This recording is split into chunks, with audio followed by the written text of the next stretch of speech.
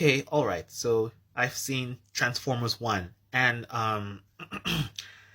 it's really good. So when I saw this really late, like in late November, because it wasn't showing as much in theaters than it did when it started.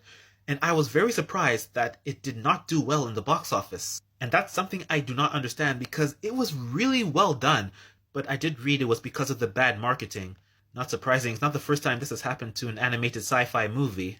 But I feel like it was an injustice because this movie is really well crafted. It has a great story, great character development, and I don't care what you say, B is like one of the standout characters of this movie, and I will take no arguments. The themes, let me tell you, they were really, really well done. And how it was portrayed, it was just wow. Watching the movie, when I saw Pax and D16's friendship, it reminded me so much of DreamWorks' The Prince of Egypt. If you haven't seen Prince of Egypt, you're missing out. So the friendship between Pax and D, also known as Optimus Prime and Megatron, is like the emotional core of this entire movie. And seeing come from like the bestest best friends in the world to enemies, that it was really, really heartbreaking. So how they portrayed the themes of this movie, it was really, really well done. I think the theme that they did was very literal, as in spark, like having the spark to change your life or world for the better. And that spark for seeking the truth, like why am I doing this? Is there something that why I'm doing this for a reason?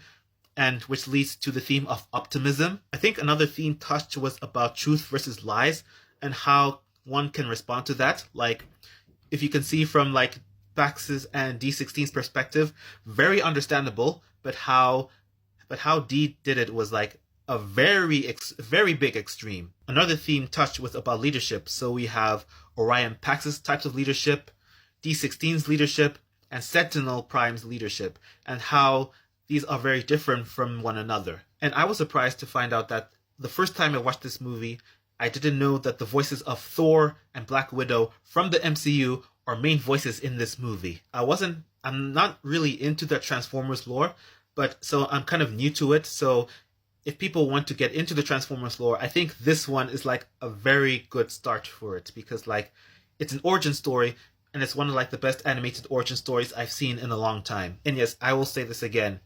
B127 in this movie is hilarious, and every single minute of him is just straight golden, no pun intended, especially Badassatron. But seriously, this movie is really good. I recommend it. I've seen it like I think four, almost five times.